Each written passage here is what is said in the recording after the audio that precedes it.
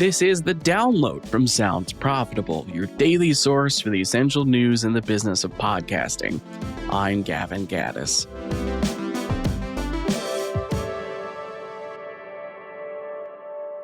Here's what you need to know for today, Tuesday, October 28th.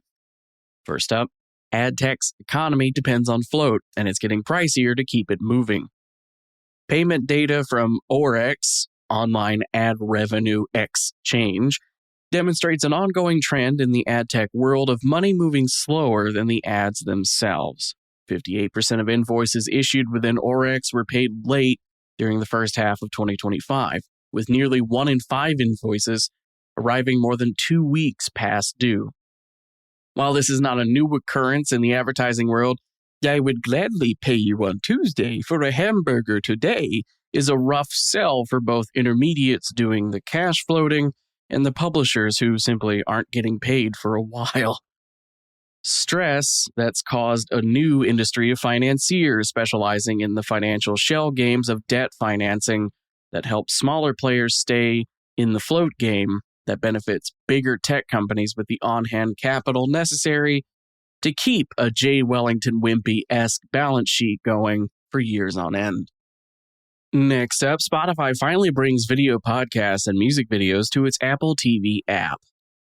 In the announcement of a new version of Spotify for Apple TV, the streamer says the experience has been rebuilt from the ground up to be faster and more visual. As both The Verge and Tech Radar's reporting reflects, the Apple TV version of Spotify has lagged behind Fire TV and Google TV in functionality, but the new version addresses those issues. Music video streaming remains unavailable in the United States and Canada, but over 90 other markets have the ability to switch from lyrics to music videos while listening to a song. In addition, video podcasts are now available on Apple TV, all of which serves as a big step forward in the living room TV-ification of Spotify's big pivot to video. Next up, why advertisers are holding back close to $1 billion.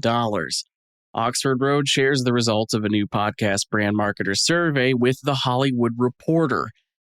The Hollywood Reporter reports that the survey is built from polling 75 marketers on the buy side, representing 6 of the top 10 spenders in podcast advertising. With that in mind, 75% of brands polled for this survey say they would increase their podcast ad spend if YouTube attribution were standardized with audio. Nearly a quarter would increase that spend by 50% or more.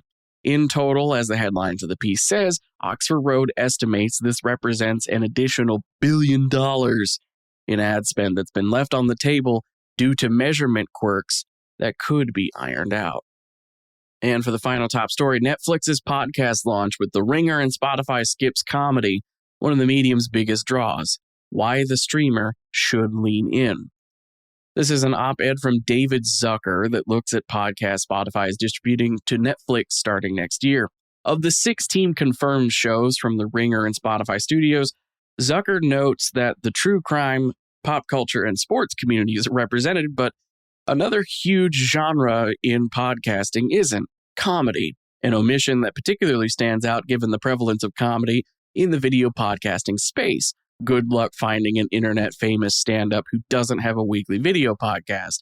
And Netflix's particular focus on promoting their comedy content with their Netflix is a joke branding. Zucker does some digging with YouTube view counts and Spotify play counts, which only, by the way, those only kick in if the episodes hit a minimum threshold of 50,000 plays, so a few don't have counts on them at all. By his math, it looks like the first batch of 16 podcasts going over to Netflix, which will require them to be Spotify video exclusive and not upload new episodes to YouTube, have less video traction on YouTube currently than Good Hang with Amy Poehler on its own. While reportedly there are comedy podcasts coming to Netflix via the Spotify deal next year, part of the arithmetic might involve whether comedians want to give up the promotional tool of wide distribution on YouTube in exchange for the paycheck of stepping into the Netflix and Spotify silo. As for the rest of the news, Fountain has launched a podcast hosting service called Fountain for Podcasters, built to distribute videos to supported apps, including the Fountain listening app itself, streaming payments, and paid subscriptions as well. Fountain is hosting a free webinar this Thursday, the 30th, to give a full walkthrough of this new platform, which you can register with the link that I'll talk about in a minute.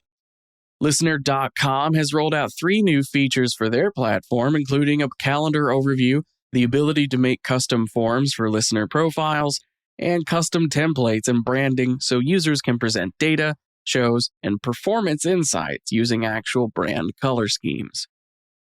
AdLarge and the Forward Network have launched a new podcast called Talk 50 to Me, focusing on reframing the narrative around aging by discussing life in one's 50s.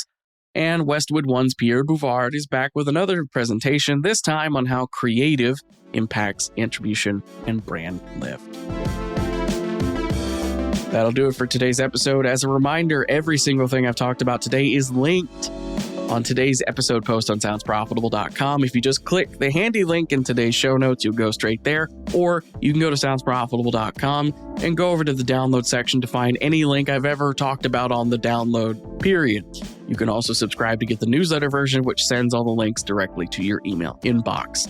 As usual, the download is written and produced by myself, Brian Barletta, and Tom Webster. For Sounds Profitable, I'm Gavin Gaddis. Download us again tomorrow.